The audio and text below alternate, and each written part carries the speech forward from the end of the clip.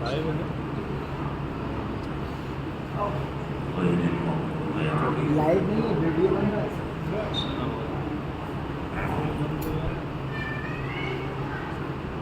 ماشاء اللہ لا حول ولا قوة الا باللہ العلی العظیم. حسبنا اللہ ونعم الوکیل، نعم المولا ونعم النصیر. اعوذ باللہ من الشیطان اللعین الرجیم. بسم اللہ الرحمن الرحیم. رب اشرح لي صدري ويسر لي امري واحلل عقدة من لساني يفقهوا قولي.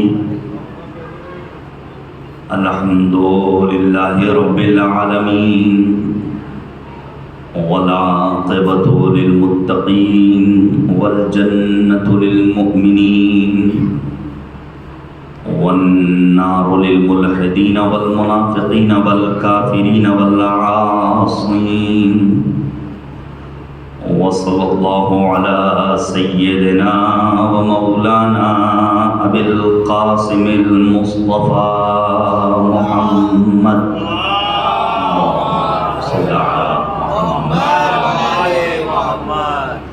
وعلى آله الأطيبين الأنجبين الأطهرين الأكرمين المعصومين المظلومين المنتخبين المنتجبين، لا سيما بقية الله الأعظم في الأرضين.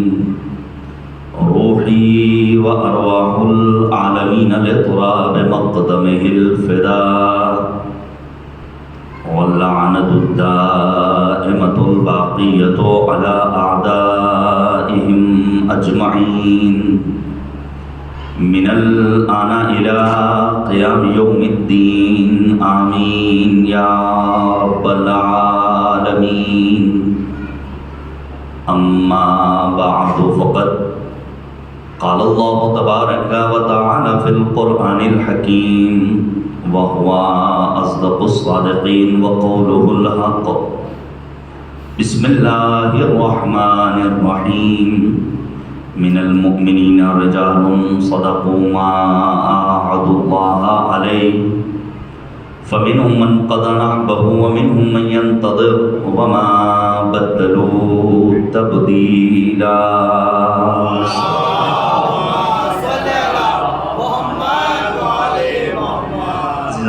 گزارش ہے کہ ایک مرتبہ سورہ حمد اور 3 مرتبہ سورہ اخلاص پڑھ کر مرحوم رضی حیدر ابن جناب غلام امام صاحب، مرحومہ کنیز فاطمہ بنت جاوید حسین صاحب، مرحومہ عالیہ بیگم بنت رضی حیدر صاحب اور جملہ مؤمنین اور مؤمنات کے ارواح کو ارسال کروا دیں. اللہم صلی علی محمد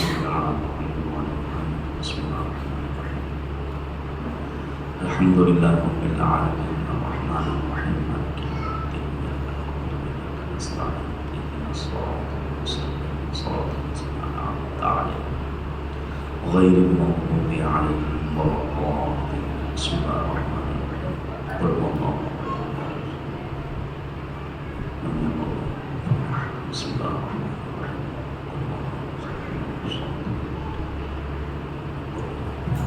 بسم الله الرحمن الرحيم.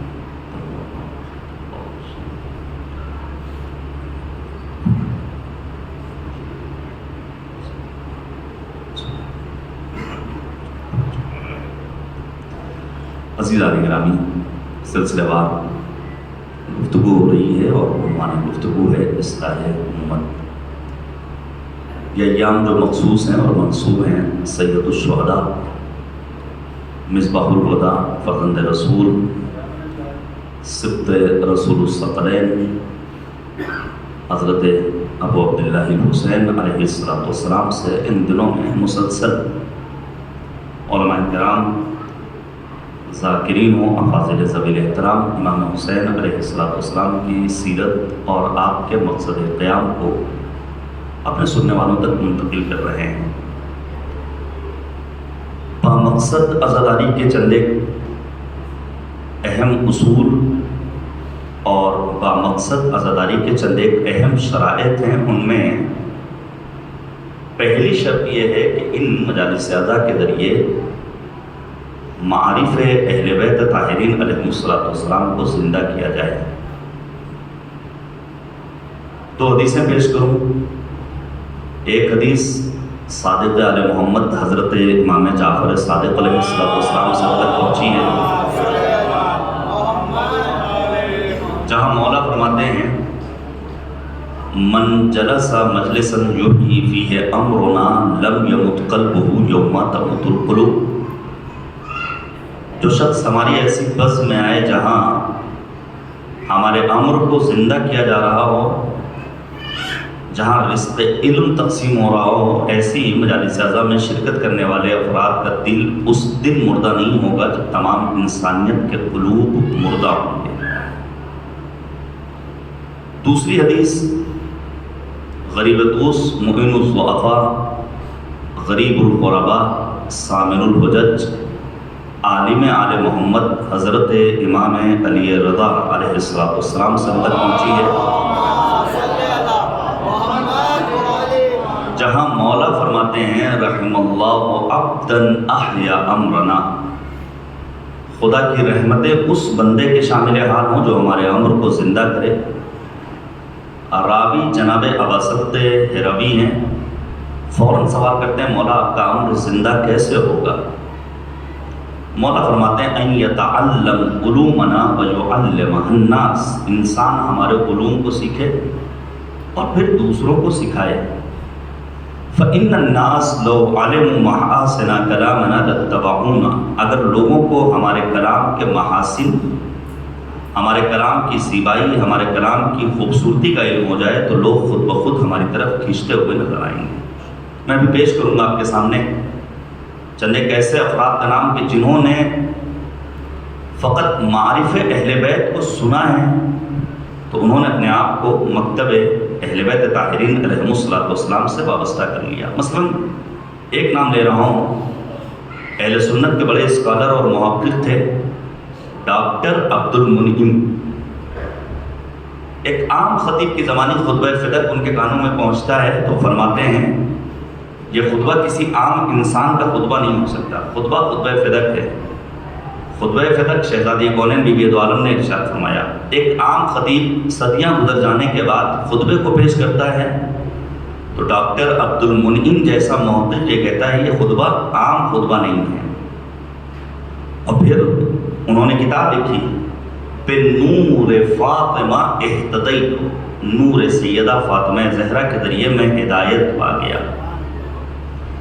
इसी तरह और दीगर अफराद आपको मिल जाएंगे। तो एक काम हमारी मजालिस अज़ा में क्या होना चाहिए? इहयाए मारिफ़ अहले बैत ताहिरीन अलैहिस्सलाम। दूसरा काम जो बहुत अहम है वो है बसीरत अफजाई। दो लफ्ज़ें इस्तेमाल होती हैं, एक लफ्ज़ है बसारत, दूसरा लफ्ज़ है बसीरत।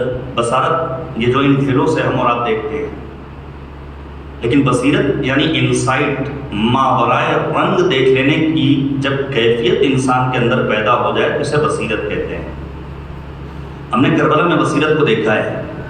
हमारे यहाँ बसीरत का मामला ये है कि अगर हम मस्जिद में आ जाते हैं, इमामबाड़े में आ जाते हैं, इन मुक़द्दस बारगाहों में आ जाते हैं तो वक्ती तौर पर हम गोसा ले लेते हैं और सोचते हैं हमारे यहाँ बसीरत पाई जाती है। बसीरत का एक नमूना पेश करूँ। हमारे और आपके पाँचवें इमाम हज़रत इमाम मोहम्मद बाक़िर अलैहिस्सलाम,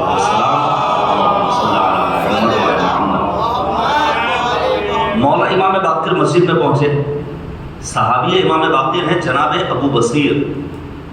अबू बसीर से फरमाते हैं अबू बसीर ज़रा लोगों से दरियाफ्त करो किस ने मोहम्मद बाक़िर को देखा अलैहिस्सलाम, किस ने मोहम्मद बाक़िर का दीदार किया, किस को मोहम्मद बाक़िर नज़र आ रहे हैं। बड़ी तादाद में अफराद मौजूद हैं, बसारत भी सालिम है, लेकिन कोई एक ऐसा नहीं है जो ये कहे कि मोहम्मद बाक़िर अलैहिस्सलाम वहाँ तशरीफ़ फरमाएँ। इतने में मौला का एक नाबीना सहाबी अबू हारून मकफूफ मस्जिद में दाखिल हुआ। अबू बसीर ने सवाल किया, अबू हारून मोहम्मद बाक़िर कहाँ तशरीफ़ रखते हैं? अबू हारून मकफूफ दूर से इशारा करते वो फला जगह पर इमाम बाक़िर तशरीफ़ फरमाएँ। अबू बसीर ने सवाल किया, तुमने कैसे देख लिया, तुम तो नाबीना हो? अबू हारून मकफूफ फरमाते हैं امام باقر امام نور ہیں، نور امامت کو میں اپنے دل کی نگاہوں سے دیکھ لیا کرتا ہوں۔ صلوات بھیجیے گا بر محمد و آل محمد۔ ہمارے ہاں ان مجالس رضا کے ذریعے بصیرت میں اضافہ ہونا چاہیے، محبت اہل بیت طاہرین میں اضافہ ہونا چاہیے، احکام دین کی رعایت کی جانی چاہیے، شریعت نے کیا کہا ہے اس کی پابندی کی جانی چاہیے۔ ان مجالس اعظم میں معتبر روایات کو پیش کیا جانا چاہیے۔ ظاہر ہے کہ آپ کہیں گے نہیں ہم نے تو مول صاحب سے سنا ہے، تو مول صاحب کی شناخت بھی تو ہمارے عام افراد کو ہونا چاہیے کہ مول صاحب کون سے مول صاحب ہیں، کس کیٹیگری کے ہیں، ان کا مرکز علم کہاں قرار پایا ہے، انہوں نے تعلیم کس سے حاصل کی ہے، ان کا استاد کون ہے، کس حوزے کے فارغ التحصیل ہے۔ معتبر روایات کو بیان کرنے والا ہی احیاء معارف اہل بیت طاہرین میں اپنا کردار ادا کر سکتا ہے۔ اتحاد بین المسلمین اور اتحاد بین المؤمنین کے لیے ان مجالس رضا کے ذریعے کوشش کی جانی چاہیے۔ کوئی ایسی بات بیان نہ ہو جس کے ذریعے کسی مومن کی دل آزاری ہو اور اختلافات کو ہوا ملے اور انتشار اور اختلاف پیدا ہو۔ بیجا رسومات سے اجتناب کیا جانا چاہیے، مراسم اعظم میں تحریف نہیں کی جانی چاہیے۔ انہی چیزوں میں ایک اہم چیز وہ ہے نماز کی رعایت۔ عام دنوں میں اگر ایک عزادار سرکار سید الشہداء واجب نمازوں کو گھر میں پڑھتا ہے تو ان ایام میں عزائے حسینی میں اس کی کوشش ہونی چاہیے کہ وہ نماز کی ادائیگی کے لیے اپنے آپ کو مسجد میں پہنچائے تاکہ نماز جماعت میں شرکت کر کے وہ یہ پیغام دے کہ ہم اس نماز کو ادا کرنے والے ہیں جس کی خاطر مولا امام حسین نے میدان کربلا میں اپنی جان کو قربان کیا تھا۔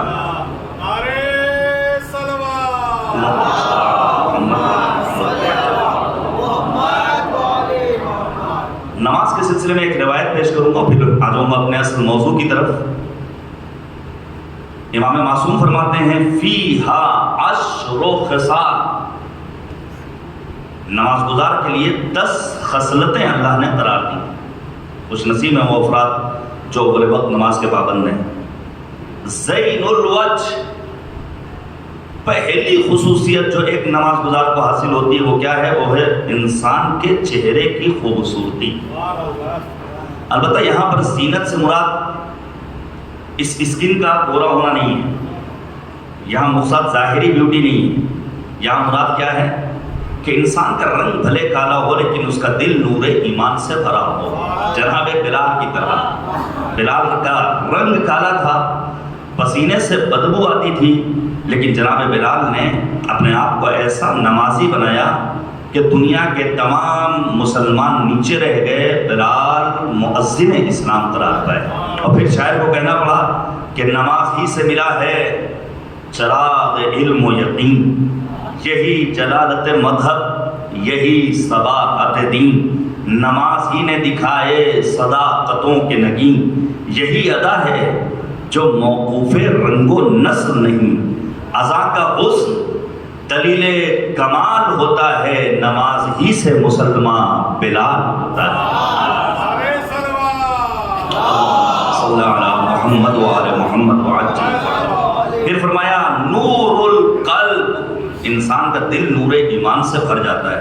راحت البدن، بدن کو اگر آرام پہنچانا ہے، البتہ ایک فیشن ہو گیا الحمدللہ، ہم یہاں اس چیز کو نہیں دیکھ رہے ہیں کہ اس ایرانی ماں برگاہ میں نماز جماعت میں کوئی یہ مثلا کرسی پر بیٹھ کر نماز پڑھے، لیکن ابھی بڑا آسان ہو گیا ہے لوگوں کے لیے، ذرا سا گھٹنوں میں تکلیف ہوئی اور بیٹھ کر کے نماز پڑھنے کا چلن عام ہو گیا، حتیٰ جوان افراد، جبکہ اہل بیت طاہرین علیہ السلام کے یہاں بیٹھ کر نماز پڑھنا گویا مصیبت کی اعلیٰ ترین منزل، جب کوئی چارہ نہیں ہوتا تھا۔ آپ جناب زینب کبریٰ کے بارے میں پڑھ لیجئے، حتیٰ بسا اوقات انسان اپنے ظاہری جسمانی امراض کو دور کرنے کے لیے اگر نماز کا پابند ہو جائے تو عین ممکن ہے کہ اس کے بدن کی بہت ساری پریشانیاں دور ہو جائیں۔ پھر فرمایا انصر قبور، قبر جو کہ مرکز وحشت ہے، اگر وہاں انیس سے تنہائی چاہیے تو انسان کو اپنے ساتھ سجدوں کو لے کر جانا ہوگا۔ اس سلسلے میں گزارش کروں گا آپ چوتھے امام حضرت امام زین العابدین علیہ السلام کی دعائے حزین کی ضرور تلاوت کیجیے گا۔ منزل الرحمہ، رحمتوں کا نزول چاہیے، تو نماز سے اپنا رشتہ مضبوط کرنا ہوگا۔ مصباح السما، آسمان کا چراغ، روشن چراغ چاہیے تو نماز پڑھنی ہوگی۔ ثقل المیزان، اگر نام اعمال کو بھاری بنانا ہے تو ہمیں اپنے ساتھ نماز کو لے کر جانا ہوگا۔ مرضات الرب، اللہ کی رضا چاہیے تو نماز سے اپنا تعلق بحال کرنا ہوگا۔ ثمن الجنہ، جنت کی قیمت چاہیے تو نماز سے اپنا تعلق ہمیں محکم کرنا ہوگا۔ پھر فرمایا حجاب من النار، یہی نماز ہے جو ایک انسان اور آتش جہنم کے درمیان مانع اور رکاوٹ قرار پاتا ہے۔ بہت ہی عظیم شاعر گزرے ہیں جناب محترم مرحوم رضا سرسوی علی اللہ مقامہ، وہ کہتے ہیں کہ نماز کیا ہے بتائیں گے کربلا والے، پڑے ہوئے تھے جہاں لا الہ کے لالے، نماز روکنے نکلے تھے خنجر و بھالے، بچایا سجدے کو اپنے گلے کٹا ڈالے، وہ زیر تیغ شہ مشرقین کا سجدہ، فرشتے دیکھنے آئے حسین کا سجدہ۔ معبود کی بارگاہ میں دعا ہے خدایا ہمیں با مقصد عزاداری کرنے کی توفیق عنایت فرما۔ امام علی مقام نے جناب محمد حنفیہ کے نام جو خط لکھا تھا اس میں کیا فرمایا تھا؟ انی لم اخرج اشرا ولا بطرا ولا ظالما ولا مفسدا بل انما خرجت لطلب الاصلاح فی امت جدی اريد ان امر بالمعروف وانهى عن المنکر واسیر بسیرت جدی بابی علی بن ابی طالب۔ میں نے نکلا ہوں شرنگیزی کے لیے، میں حکومت کے حصول کے لیے نہیں نکلا ہوں، میرا مقصد فتنہ و فساد ظلم نہیں ہے، بلکہ میں نکلا ہوں تاکہ امت پیغمبر خاتم کی اصلاح کروں۔ اصلاح امت پیغمبر کے لیے امام حسین نے 4 چیزوں کو ذریعہ بنایا ہے۔ ان میں پہلی چیز ہے امر بالمعروف، دوسری چیز ہے نہی از منکر، تیسری چیز ہے سیرت پیغمبر خاتم کا اتباع، اور چوتھی چیز ہے سیرت امیر کائنات امیر المؤمنین کی پیروی۔ آپ توجہ کیجئے گا، استاد بزرگوار جناب شہید مرتضی مطہری علیہ الرحمہ نے بیان فرمایا ہے کہ قرآن مجید میں پروردگار عالم نے 2 متضاد لفظوں کو بار بار استعمال کیا مختلف مقامات پر۔ مثلا جہاں خیر کو بیان کیا وہیں شر کو بھی بیان کیا۔ فَمَن يَعْمَلْ مِثْقَالَ ذَرَّةٍ خَيْرًا يَرَهُ وَمَن يَعْمَلْ مِثْقَالَ ذَرَّةٍ شَرًّا يَرَهُ، جو ذرہ برابر نیکی کرے گا وہ دیکھے گا، جو ذرہ برابر بری عادت انجام دے گا، برائی کرے گا، وہ بھی اس کا انجام دیکھے گا۔ تو خیر و شر ایک ساتھ۔ هل يستوي الذين يعلمون والذين لا يعلمون، عالم و جاہل کیا برابر ہو سکتے ہیں؟ تو ایک طرف عالم کا تذکرہ ہے، ایک طرف جاہل کا تذکرہ ہے۔ اسی طرح پروردگار نے قرآن مجید میں جہاں سعادت کو بیان کیا ہے، وہیں کریم پروردگار نے قرآن مجید میں شقاوت کو بھی بیان کیا۔ 2 لفظیں ہیں، دونوں ایک دوسرے کی اپوزٹ ہیں۔ جہاں پروردگار عالم نے قرآن مجید میں ایمان کو بیان کیا ہے، وہیں پروردگار عالم نے قرآن مجید میں کفر کو بھی بیان کیا ہے۔ مختلف متضاد کلمات کو پروردگار نے قرآن مجید میں استعمال کیا ہے۔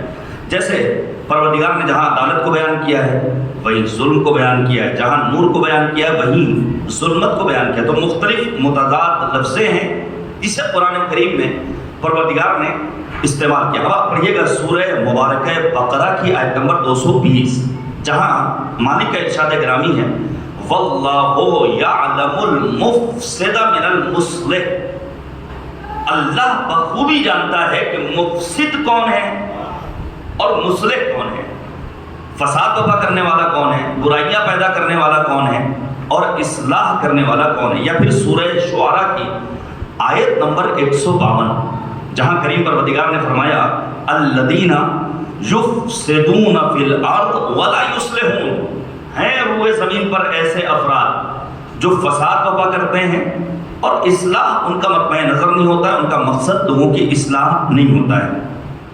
تو ہمیں چند طرح کی اصلاح کی ضرورت ہے۔ مثلا میں نے آپ کے سامنے گزشتہ مجالس میں عرض کیا، کبھی انسان کو اپنے نفس کی اصلاح کی ضرورت ہوتی ہے، کبھی انسان کو اپنے معاشرے کی اصلاح کی ضرورت ہوتی ہے۔ یہ اصلاح کبھی انسان کی گفتار سے متعلق ہوتی ہے، کبھی انسان کی اپنی رفتار سے متعلق ہوتی ہے۔ یہی اصلاح کبھی عقائد سے متعلق ہو سکتی ہے۔ آپ پڑھیے گا، میں ایک نام لے رہا ہوں، جناب شاہ عبدالعظیم حسنی ایک ایسا عظیم الشان انسان جس نے 4 معصوم ائمہ کے دور کو دیکھا ہے. جناب شاہ عبدالعظیم حسنی مدار کہاں ہیں؟ شہر رہ میں جاتے ہیں زائرین زیارت کے لیے، اور بعض روایات میں شاہ عبدالعظیم حسنی کی زیارت کربلا معلیٰ کی زیارت کے برابر ثواب رکھتی ہے. شاہ عبدالعظیم حسنی کا دستور تھا کہ وہ آتے تھے بارگاہ حضرت امام علی نقی علیہ السلام میں، اور آنے کے بعد مولا امام نقی کے سامنے اپنے عقائد کو پیش کرتے تھے، اور پھر مولا امام نقی مہر لگاتے تھے تمہارا عقیدہ بالکل درست ہے، تمہارا عقیدہ بالکل صحیح ہے. اس کا مطلب یہ ہوا کہ ہمارے جوانوں کو بھی کبھی کبھی اپنے عقائد کو علماء کے سامنے پیش کرتے رہنا چاہیے کہ کہیں ایسا تو نہیں کوئی وائرس آ گیا ہو جو آنے کے بعد عقائد کی فیلڈ میں ہمارے ایمان کو کمزور کرنے والا ہو. تو وائرس کو ختم کرنے کے لیے اینٹی وائرس کی ضرورت ہوتی ہے. ذمہ دار علماء کی خدمت میں پہنچ کر اپنے عقائد کو پیش کر کے ہمارے جوان اپنے عقائد کی سالمیت کی ضمانت کو حاصل کر سکتے ہیں. یہ جوانوں کی ذمہ داری ہے. اب آپ توجہ کیجیے گا، عقائد کی اصلاح اسی طرح ایک موضوع ہے. موجودہ دور میں ملک کے حالات ہمارے پیش نظر ہیں، حالات آپ کے پیش نظر ہیں، مجھے کچھ کہنے کی ضرورت نہیں ہے، اور واقعی میں سر جوڑ کر بیٹھنے کی ضرورت ہے. ایسے میں ایک جوان جو بے روزگار ہے، جس کے پاس ڈگریاں تو ہیں، نوکری نہیں ہے، جو پریشان حال ہے، تو آخر ہونا چاہیے کوئی ایسا پلیٹ فارم جہاں پر جوانوں کے اقتصاد کو مضبوط کرنے کے لیے لائحہ عمل تیار کیا جائے. یاد رکھیے گا، جس وقت ہماری یہ مجالس اعلیٰ، ہماری یہ امام بارگاہ ہیں، ہمارے یہ امام باڑے، ہمارے یہ مقدس مقامات ایک دوسرے کو مشورہ دینے کا مرکز بن جائیں گے، تو ہمیں دنیا کے کسی حاکم، کسی ظالم، کسی جابر کا نہ خوف رہے گا، نہ ہم دنیا میں پریشان حال رہیں گے، بلکہ اپنی اقتصادی پریشانیوں کو ہم خود بخود ختم کر سکتے ہیں. لیکن اس کے لیے ضرورت یہ ہے کہ ہم استخاروں سے باہر نکلیں اور استشارے کی طرف آئیں. امیر المؤمنین فرماتے ہیں الاستشارۃ عین الہدایہ، مشورہ طلبی عین ہدایت ہے. پہلے آپس میں مشورہ کرو، جب نتیجہ نہ نکل سکے تب تم استخارے کی طرف اپنے قدم کو آگے بڑھاؤ. صلوات بھیجیے گا بر محمد و آل محمد.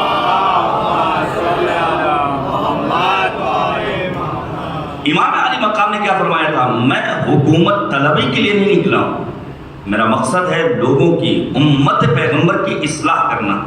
اور میں نے عرض کیا تھا کہ اگر امام علی مقام کو کچھ دنوں کی مہلت مل جاتی تو امام حسین اسی طرح کی حکومت قائم کرتے جس طرح آپ کے بابا امیر المؤمنین نے حکومت کر کے دکھائی تھی. آپ سوچئے اس وقت جو صورتحال ہے اس میں جہاں جس کی حکومت ہے اس کی پارٹی والے کو فائدہ ہے، جو جس پارٹی کا ہے اس کا بھرپور فائدہ ہے. جہاں ذرا سی پارٹی کی مخالفت ہوئی وہاں سارے امکانات آپ سے روک دیے جاتے ہیں. کیا کہنا امیر کائنات کا، امیر المؤمنین کا. ذرا سا انسان پڑھے تو اس عہد نامے کو جو جناب مالک اشتر کے نام امیر المؤمنین نے تحریر کیا تھا، جس کے لیے یونائٹڈ نیشن کے جنرل سیکریٹری کوفی عنان نے دنیا بھر کے حکمرانوں کو خطاب کر کے کہا تھا کہ اس لیٹر کو ترجمہ کرو اپنی اپنی زبانوں میں اور اپنے آفس میں اپنی نگاہوں کے سامنے رکھو تاکہ علی سے طرز حکومت تمہیں مل سکے. امیر المؤمنین کا طرز حکومت کیا تھا؟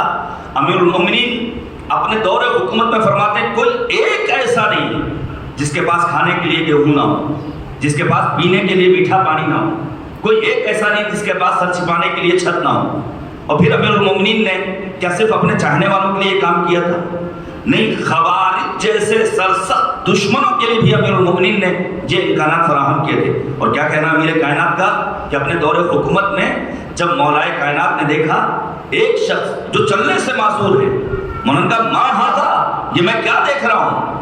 مولا کے چاہنے والے نے کہا ھذا نصرانی، مولا یہ مسلمان نہیں ہے، یہ غیر مذہب سے تعلق رکھتا ہے.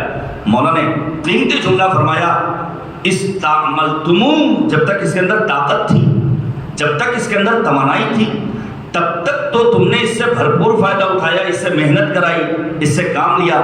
آج جب یہ بڈھا ہو گیا ہے، اس کے اعضاء و جوارح کمزور ہو گئے ہیں، فترکتمو، تم نے چھوڑ دیا۔ پھر مولا نے دستور صادر فرمایا انفق علیہ من بیت المال، تم اس کے لیے بیت المال سے وظیفہ معین کرو تاکہ یہ اپنی ضروریات زندگی کو پورا کر سکے۔ ایسی ہی حکومت قائم کرتے سرکار سید الشہداء حضرت امام عالی مقام امام حسین علیہ السلام۔ میں ایک فقرہ پیش کروں، جہاں خدا کو گواہ بنایا ہے سرکار سید الشہداء نے، اور مولا نے صراحت کے ساتھ فرمایا ہے اللہم انک تعلم انہ لم یکن منا ما کان تنافسا فی السلطان، خدا تو بہتر جانتا ہے میں سلطنت نہیں چاہتا، خدا تو بہتر جانتا ہے میرا مقصد حکومت کو حاصل کرنا نہیں، بلکہ مولا فرماتے ہیں مجھے 4 چیزیں درکار ہیں۔ یہ جو میں نے مدینے کو خیرباد کہا ہے، میری نظر میں 4 چیزیں ہیں، ان 4 چیزوں کو حاصل کرنے کے لیے میں مدینے سے نکلا ہوں۔ پہلی چیز لِنُرِيَ الْمَعَالِمَ مِن دِينِكَ، میں یہ چاہتا ہوں کہ دین کے علامات دنیا کے لیے آشکار ہو جائیں۔ دین جو اپنی اصل ہویت، اپنی اصل کیفیت، اپنی اصل تصویر کو کھو چکا تھا، یزید جیسا فاسق و فاجر دین کا ٹھیکیدار بنا ہوا بیٹھا تھا، امام عالی مقام فرماتے ہیں میں یہ چاہتا ہوں کہ دین کی حقیقی تصویر سے دنیا کو میں روشناس کروں۔ اب آپ انصاف سے بتائیے، دین کے علامات میں بے حجابی ہے یا حجاب ہے؟ ہر انسان کہے گا حجاب ہے۔ دین کے علامات میں عفت ہے یا شہوت ہے؟ ہر انسان کہے گا عفت ہے۔ دین کے علامات میں رزق حلال کمانا ہے یا چوری ہے؟ ہر انسان کہے گا دین کے علامات میں رزق حلال اور ذریعہ معاش کی تلاش میں نکلنا ہے۔ تو امام عالی مقام کا مقصد کیا تھا؟ دین کے علامات سے لوگوں کو آشنا کرنا۔ دین کے علامات میں بے نمازی ہونا یا نمازی ہونا ہے؟ ہر انسان کہے گا نمازی ہونا۔ دین کے علامات میں بے دینی ہے یا دینداری ہے؟ ہر انسان کہے گا دین کے علامات میں دینداری ہے۔ ہم اور آپ زیارت جامع کبیرہ میں گزارش کروں گا پڑھیے گا آپ زیارت جامع کبیرہ کو، اہل بیت کی فضیلتوں کا ٹھاٹھے مارتا ہوا سمندر زیارت جامع کبیرہ، جو ہمارے اور آپ کے 10ویں امام حضرت امام علی نقی علیہ السلام سے اب تک پہنچا ہے۔ مولا امام نقی، کیا عظیم زیارت ہے۔ اگر شیعت کی ساری کتابوں کو برقیاب کر دیا جائے، ساری کتابیں اگر نیست و نابود کر دی جائیں، تنہا ایک زیارت جامع کبیرہ ہو تو اہل بیت کی عظمتوں کو سمجھنے کے لیے کافی و وافی ہے۔ زیارت جامع کبیرہ، اس زیارت کے ضمن میں ہم اور آپ کیا پڑھتے ہیں؟ بے موالاتکم علمنا اللہ معالم دیننا، اے اہل بیت آپ کی محبت کے ذریعے ہم نے دین کے علامات کو پہچانا ہے، مگر نہ ہمارا دین کیسا ہوتا؟ وہ آپ دیکھ لیجیے، آپ دیگر مکاتب فکر سے تعلق رکھنے والوں کو، جہاں توحید کا عالم کیا ہے، جہاں خدا کا تصور کیا ہے، جہاں امہات المؤمنین کا تصور کیا ہے، جہاں نبی آدم کے بارے میں عام افراد کا تصور کیا ہے، وہیں ہم نے اور آپ نے اگر توحید کو پہچانا ہے، اگر اہل بیت کو پہچانا ہے، اگر نبی آدم کی رسالت کو پہچانا ہے، اگر دین کو پہچانا ہے، تو یہ صدقہ ہے محبت اہل بیت طاہرین علیہ السلام کا۔ میں آپ کے سامنے تاریخ کا ایک باب کھولنا چاہتا ہوں، آپ خود مطالعہ کیجئے گا۔ سب نے لکھا ہے کہ یزید بعد شہادت سرکار سید الشہداء حکومت کر رہا ہے، لیکن سن 63 ہجری میں یزید کو یہ آہٹ محسوس ہوئی کہ مدینے میں کوئی انقلاب برپا ہونے والا ہے۔ اس نے مدینے کے نامور افراد کو شام طلب کیا۔ اب آپ سوچئے، ابھی اگر فرض کیجئے مثال کے طور پر ہمیں ہندوستان کا پرائم منسٹر اپنے یہاں بلائے تو ہمارا پروٹوکول کیا ہوگا، ہماری دعوت کا انتظام کیا ہوگا؟ ہم VIP بن کر جائیں گے۔ یزید نے جن افراد کو بلایا ہے ان میں ایک نام ہے عبداللہ ابن حنظلہ۔ حنظلہ کون ہے؟ غسیل الملائکہ جناب حنظلہ، جناب حنظلہ کا بیٹا عبداللہ۔ جناب عبداللہ ابن حنظلہ میدان کربلا میں امام حسین کے ساتھ نہیں تھے، ظاہر ہے گئے ہیں تو VIP گیسٹ بن کر گئے ہیں، بہترین کھانے پینے کا انتظام، اور 1 مہینے تک مسلسل یزید نے اپنا مہمان رکھا۔ جب یزید کو اطمینان ہو گیا کہ حالات کوئی ایسے پریشان کن نہیں ہے تو کہا اب آپ حضرات جا سکتے ہیں۔ مختلف افراد کو بلائے، ان میں ایک عبداللہ ابن حنظلہ کا ہے۔ عبداللہ ابن حنظلہ مدینے واپس آئے۔ ظاہر ہے جب میں یہاں سے واپس جاؤں گا تو ہمارے رشتہ دار، ہمارے احباب، ہمارے دوست، علماء اللہ سوال کریں بھائی بھوپال میں مجالس کا سلسلہ کیسا رہا؟ یہ دنیا کا دستور ہے، جب انسان سفر سے واپس جاتا ہے تو لوگ اس سے پوچھتے ہیں۔ حاکم وقت نے عبداللہ ابن حنظلہ کو مہمان بنایا ہے۔ جب مدینے واپس پہنچے ہیں تو اہل مدینہ نے سوال کرنا شروع کیا، کیسا رہا آپ کا سفر؟ کیا آپ نے وہاں دیکھا؟ کیا تھا یزید کا دستور؟ اس موقع پر عبداللہ ابن حنظلہ نے اہل مدینہ کی غیرت کو للکارا ہے۔ کیا ہو گیا تم مسلمانوں کو؟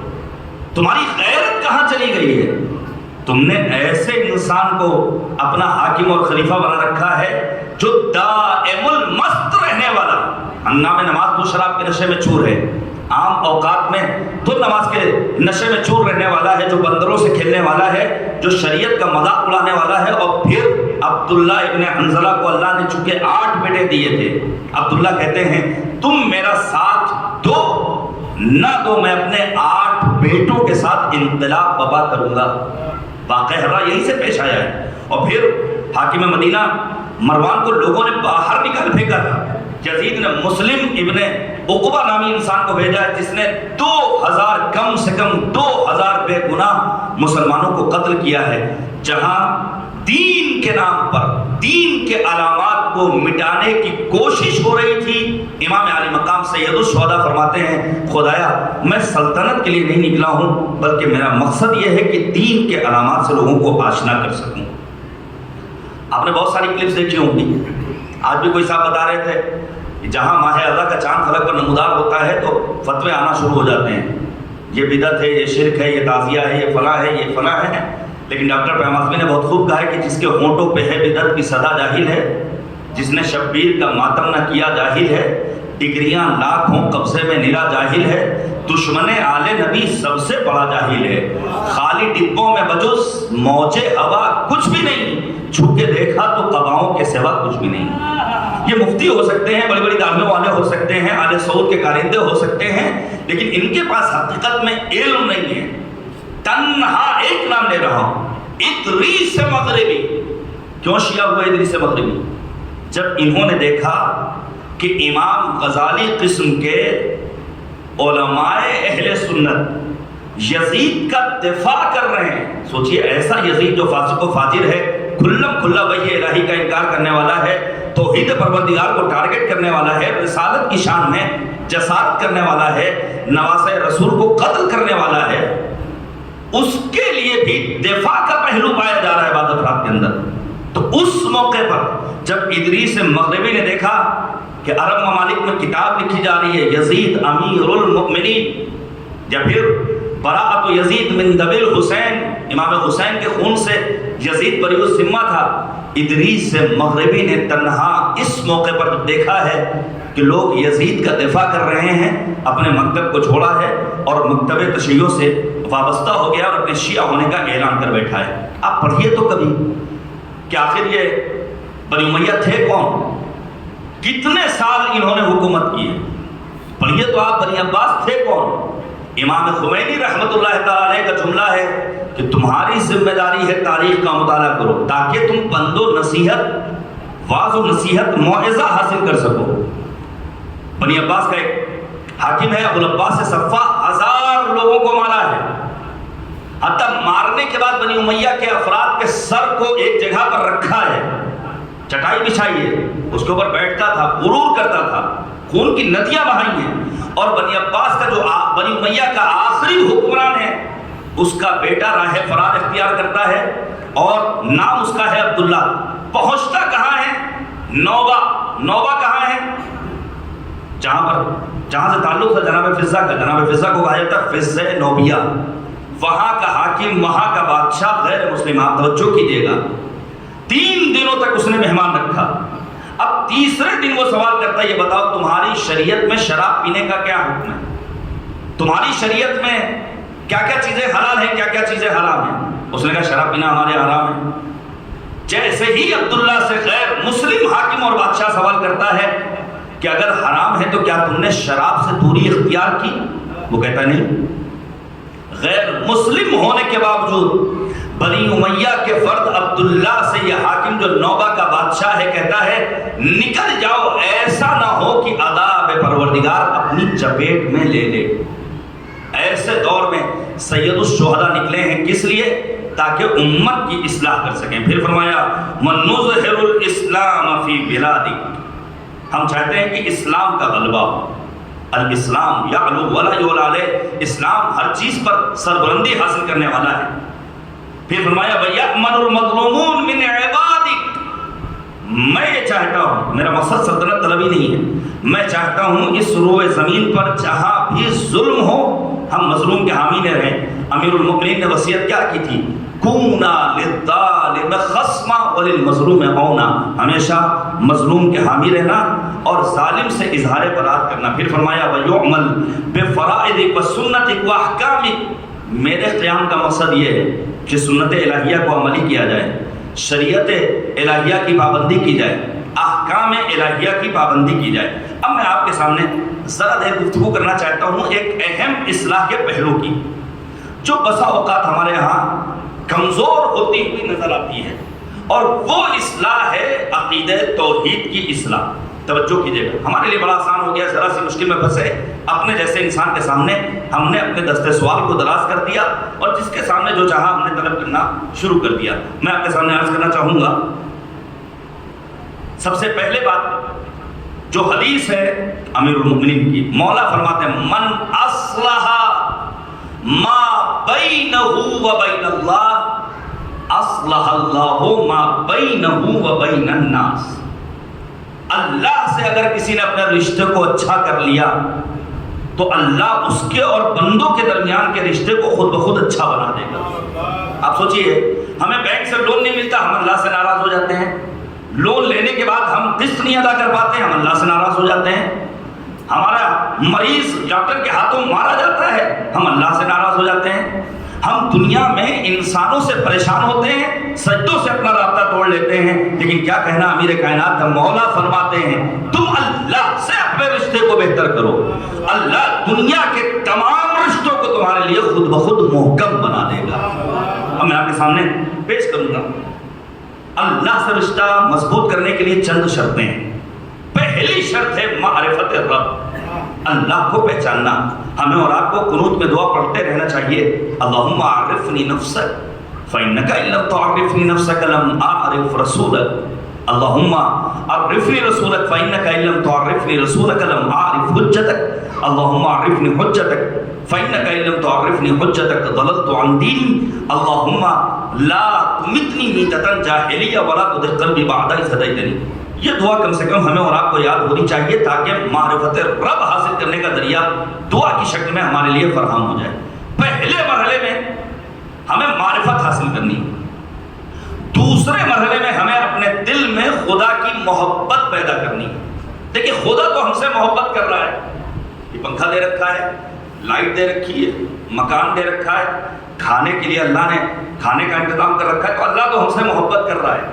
ہم کیسے پہچانے کہ ہمارے دل میں اللہ کی محبت ہے یا نہیں؟ سیدھا سیدھا فارمولہ ہے، اگر نماز کے وقت مصلی عبادت پر آپ کھڑے ہو رہے ہیں تو سمجھ جائیے اللہ کی محبت ہے، اگر سال میں حج کی پابندی کر رہے ہیں سمجھ جائیے خدا کی محبت ہے، اگر خمس کی پابندی کر رہے ہیں تو سمجھ جائیے خدا کی محبت ہے۔ واجبات دین کو انجام دینے کا جتنا زیادہ جذبہ پیدا ہوتا چلا جائے گا خدا کی محبت اتنی زیادہ جذبہ فگن ہوتی چلی جائے گی۔ اور پھر فرمایا معرفت، محبت اور پھر اطاعت۔ پھر وہاں دل نہیں مانتا ہے، دل نہیں کہتا ہے، یہ بات چلنے والی نہیں ہے۔ شیطان نے بھی یہی کہا تھا، خدایا آدم کو مٹی سے پیدا کیا ہے، مٹی سیاہ ہوتی ہے، میں آگ سے بنا ہوں، مٹی سرد ہوتی ہے، آگ روشن ہوتی ہے، آگ منور ہوتی ہے، میں افضل ہوں، دل نہیں مان رہا ہے۔ چونکہ شیطان نے خدا کی نہیں مانی تھی، اپنے دل کی بات کو اس نے مقدم کیا تھا، لہذا ملعون قرار پایا ہے، مردود قرار پایا ہے، رجیم قرار پایا ہے۔ میں ایک مثال آپ سنیے گا، بڑی دلچسپ ایک داستان ہے۔ ایک بادشاہ گزرا اہل سنت کا، نام ہے سلطان محمود غزنوی، سب نے نام سنا ہے ہسٹری پڑھنے والوں نے۔ مجھے اس کی شخصیت سے کوئی سروکار نہیں ہے، ہندوستان پر بھی اس نے چڑھائی کی تھی، اس کے لیے الگ وقت درکار ہو، جا کر کے جس کو میں مطالعہ کرنا ہو مطالعہ کر لیں۔ سلطان محمود غزنوی کے محل کے باہر دو فقیر بیٹھتے ہیں. توجہ کیجیے گا. من اصلح ما بینہ و بین اللہ اصلح اللہ ما بینہ و بین الناس. جو اللہ سے اپنے رشتے کو اچھا بنا لے, اللہ بندوں سے اس کے رشتے کو مضبوط بنا دے گا. سلطان محمود غزنوی, اس کے محل کے باہر گلی میں دو فقیر بیٹھتے ہیں. ایک فقیر کا کام ہے بادشاہ کی چاپلوسی کرنا.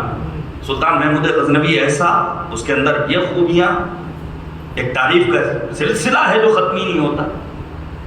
وزیر گزرا ہے تو اس کی تعریف, کوئی اس کے اگر نوکر گزر رہا ہے تو اس کی تعریف. ظاہر ہے ان بادشاہوں کو, ان حکام کو اپنی چاپلوسی پسند ہوتی ہے. لیکن دوسرا جو فقیر بیٹھا ہوا ہے وہ الحمدللہ, اللہ اکبر, سبحان اللہ, تسبیحات کے علاوہ کچھ اور نہیں. یہ جو چاپلوس قسم کا فقیر تھا اس سے کہتا ہے کہاں یہ سب چکر میں پڑے ہوئے ہو, تم بھی چاپلوسی کرو, دیکھو کیسی کیسی نعمتیں تمہیں ملتی ہیں. لیکن چونکہ اس کا عقیدہ توحید مضبوط تھا, وہ کہتا ہے سلطان محمود غزنوی ہوتا کون ہے؟ اصل تو کارساز ذات خداوند سبحان ہے. میرے عزیزو توجہ کیجیے گا, مشکلات میں مشکلات کو حل کرنے والی ذات ہے کریم پروردگار کی. بہرحال بات سلطان محمود غزنوی تک پہنچی. بادشاہ سلامت, دو فقیر جو گلی میں بیٹھتے ہیں آپ کے محل کے باہر. ایک ہے جو آپ کے قصیدے پڑھتا ہے, دوسرا ہے جو اللہ اللہ کرتا ہے اور کہتا ہے مشکلات میں کارساز خداوند سبحان. سلطان محمود غزنوی کہتا ابھی میں اس کو بتاتا ہوں کہ کون ہے کارساز. سلطان محمود غزنوی نے اپنے باورچی کو بلایا. ظاہر ہے بادشاہ کا باورچی کتنا عظیم باورچی ہوگا. کہا ایسا ہے کہ مرغ مسلم تیار کیا جائے. مرغ بن گیا. اس نے مرغ کے درمیان ایک بہترین سونے کا سکہ رکھا اور پھر سلطان کہتا ہے اسے لے جاؤ اس فقیر کو دے کر آؤ جو میری تعریفیں کرتا ہے, اور اس کے سامنے دینا جو اللہ اللہ کرتا ہے. توجہ کیجیے گا میرے عزیزو, من اصلح ما بینہ و بین اللہ اصلح اللہ ما بینہ و بین الناس. اللہ سے رشتے کو مضبوط کر لو. اللہ کا ساتھ ہے, اللہ مشکلات کو حل کرنے والا ہے. نوکر لے کر چلا, آیا اس فقیر کے پاس جو چاپلوسی کرتا تھا, جو سلطان کی تعریفیں کرتا تھا, لیکن پہلے سے اس کے پاس کوئی اچھی لذیذ غذا پہنچ چکی تھی, پیٹ بھرا ہوا تھا, ڈھکار لے رہا ہے اس سامنے والے فقیر سے جو اللہ اللہ کرتا ہے کہ دیکھو میرا پیٹ بھرا ہوا ہے, یہ بادشاہ کے ہاں سے کھانا آیا ہے, لے جاؤ اور جا کر کے اپنے گھر پر بچوں کے ساتھ کھا لینا. یہ اللہ اللہ کرنے والا, خدا کی وحدانیت کا اقرار کرنے والا, اللہ سے اپنے رشتے کو مضبوط رکھنے والا اپنے گھر آتا ہے, بچوں کے ساتھ کھانا کھا رہا ہے. اچانک مرغے کے درمیان سے اسے ایک بہترین سکہ ملا. آئندہ روز آتا ہے اور آنے کے بعد کہتا ہے دیکھ لیا, چونکہ میں نے اللہ کو کار ساتھ بتایا تھا لہذا مشکل وقت میں اللہ نے ہی میرا ساتھ دیا.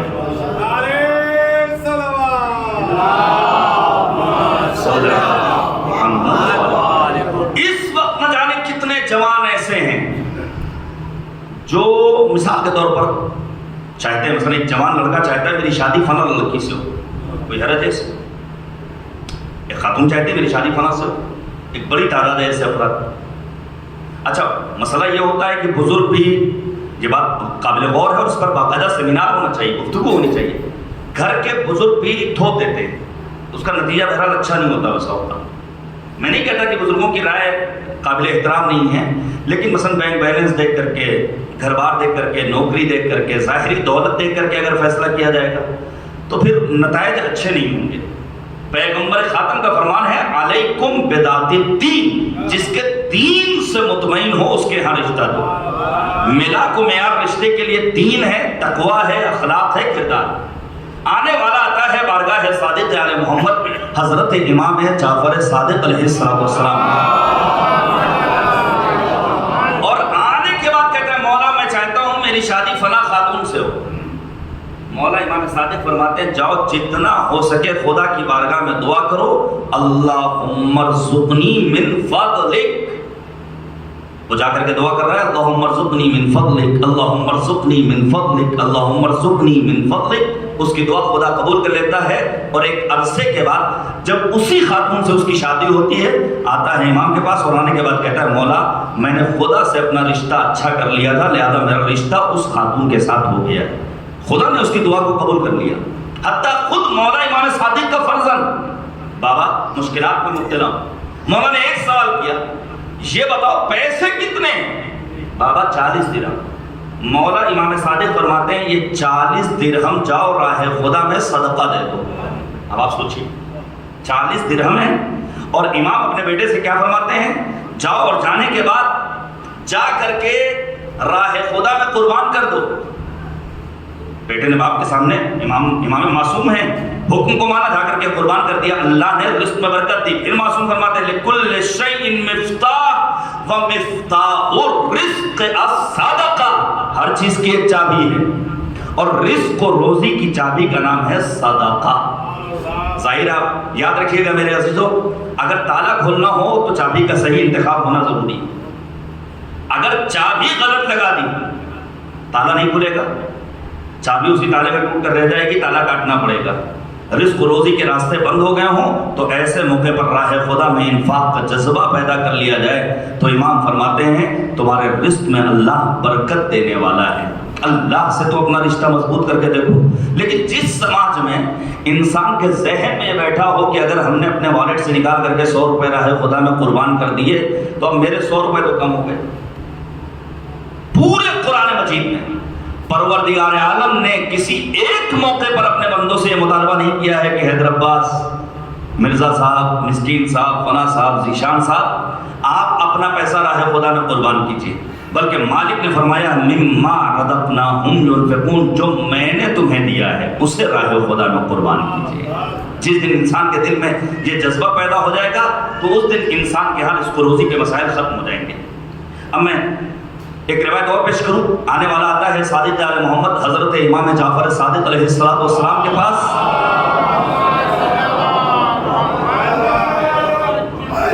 یا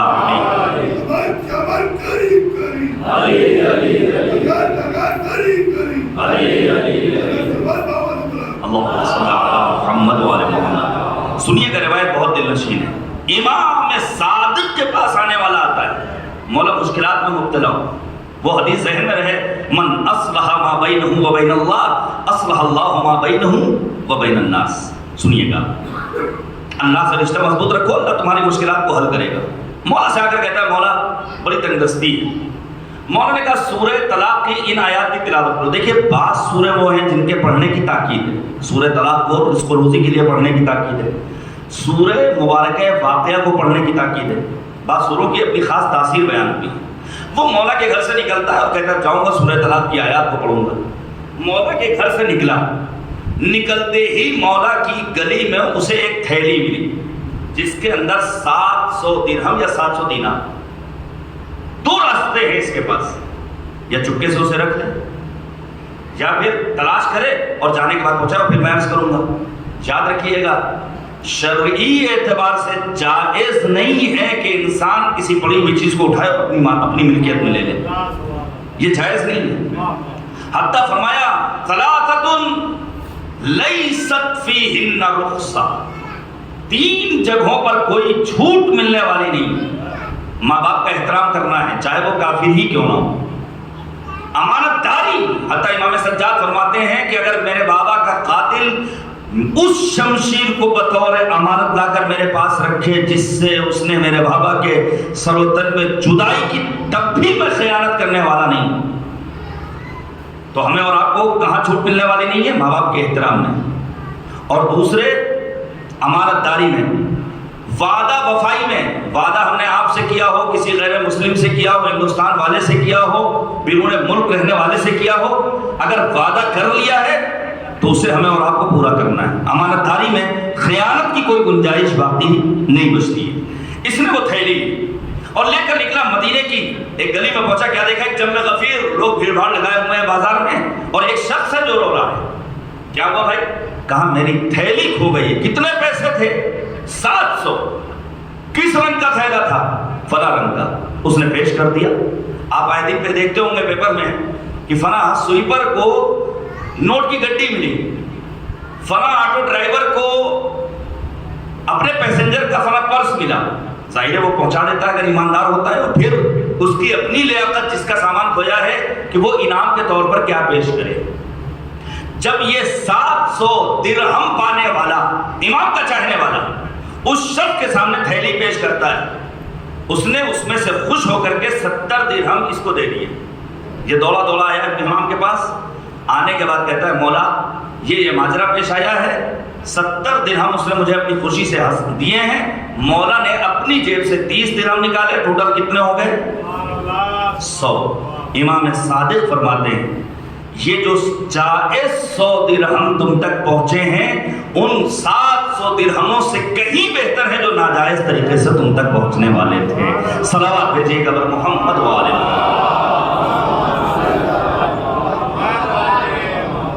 یا پھر اس کے علاوہ مثلا ایک شخص ہے مولا کے پاس آیا. مولا نے اس سے کہا دعا کرو انشاءاللہ ہم بھی تمہارے حق میں دعا کریں گے. نکلا ہے اور نکلنے کے بعد اسے ایک انگوٹھی ملی، قیمتی انگوٹھی، یہودی کی انگوٹھی ہے. اس نے پتہ لگایا، لے جا کر دے دیا. اور سنیے گا انسان جب واقعی معنی میں دین کا پابند ہوتا ہے تو اس کی سوچ کتنی بلند ہوتی ہے. میرے عزیزو ہم اور آپ اسی دنیا کی سوچ تک محدود رہ جاتے ہیں.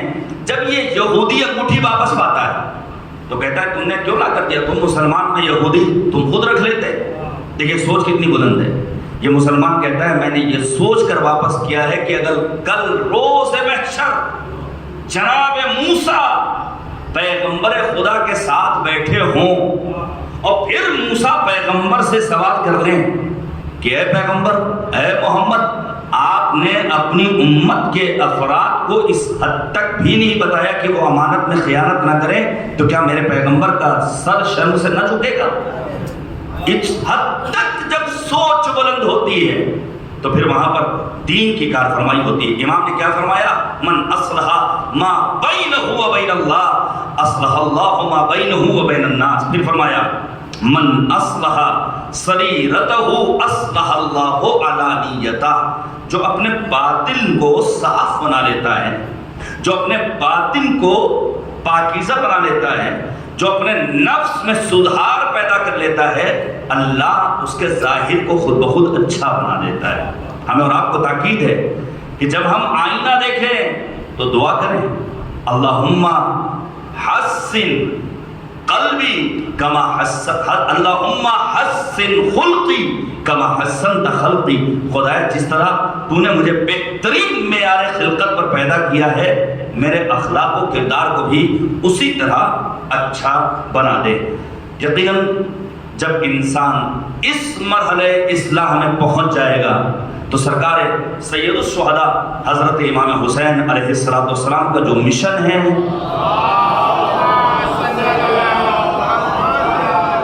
جو امام علی مقام اصلاح چاہتے تھے، وہ اصلاح کے منازل بھی انسان طے کر سکتا ہے. رب کریم کی بارگاہ میں دعا کرتے ہیں خدایا ہمیں دین سمجھنے کی توفیق کرامت فرما.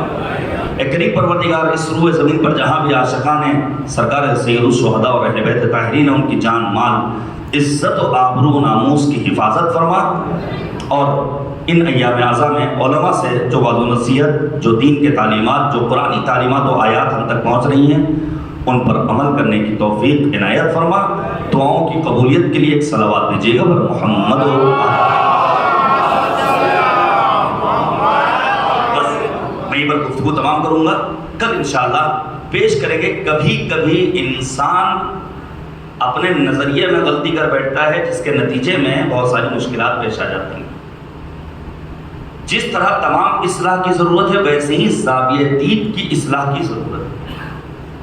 آپ نے دیکھا ہوگا بعض افراد ولایت فقیہ کو ڈکٹیٹرشپ کا نام دیتے ہیں. بہت سارے افراد آپ کو مل جائیں گے.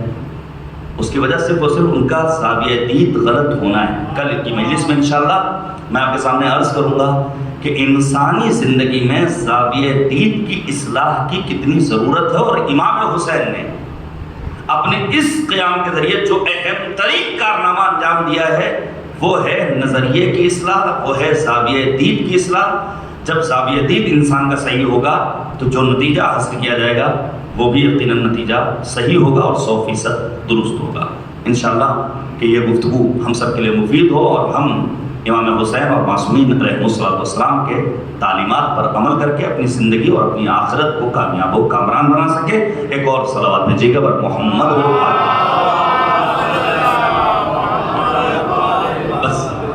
यहाँ से चंद जुमले में साहब के पेश करना चाहता हूँ। ये काफिला लुटा हुआ राह कोफा से होता हुआ शाम पहुँचा है। इमाम सज्जाद ने 7 मुसीबतों का तज़किरा किया है, 7 मुसीबतों का। ज़ाहिर है जमासाल फर्जंद हैं, गैरतमंद फातिमा की नस्ल से हैं, गैरतमंद अमीरुल मोमिनीन के पोते हैं। 7 मुसीबतों में सबको बयान करने का वक्त नहीं है। मसलन इमाम फरमाते हैं जब हम शाम पहुँचे हैं तो हमारे सामने नंगी तलवारें थी, भाले थे, असलहे थे, जिनसे हमें अज़ियतें पहुँचाई जा रही थी। उन्हीं 7 मुसीबतों में एक मुसीबत क्या है सुनिए आप। इमाम फरमाते हैं कि मेरे बाबा का सर, मेरे चचा अबुल फज़ल अब्बास का सर मेरी फूफियों जनाब ज़ैनब और उम्मे कुलसूम के साथ था। मेरे भाई अली अकबर और कासिम का सर मेरी बहनों के साथ था। हमने लाख चाहा कि सर को पीछे रखा जाए, आगे ले जाया जाए, लेकिन सर को मुक़द्दरात इस्मत व तहारत के साथ रखने का मकसद ये था कि तमाशाइयों की निगाहें सर पर पड़ें और साथ ही साथ हमारी फूफियों पर भी उनकी निगाहें मुतमरकिज़ हो जाएं। गैरतमंद फातिमा की गैरतमंद बेटी हैं ज़ैनब उम्मे कुलसूम। उन्हीं मुसीबतों में इमाम सज्जाद फरमाते हैं कि शाम की ख़वातीन छतों पर बैठकर गर्म पानी फेंक रही, अंगारे फेंके जा रहे थे। यहाँ तक कि मौला फरमाते एक अंगारा मेरे सर पर आकर गिरा, अमामे का कपड़ा जल रहा है, सर जलना चाहता है, मैं इतना मजबूर था कि मेरे हाथों में हथकड़ियाँ थी, मैं अंगारा खुद से जुदा नहीं कर पा। उन्हीं मुसीबतों में इमाम सज्जाद फरमाते हैं एक मुसीबत ये थी कि हमें ऐसी जगह पर रखा गया जहाँ छत मौजूद नहीं थी।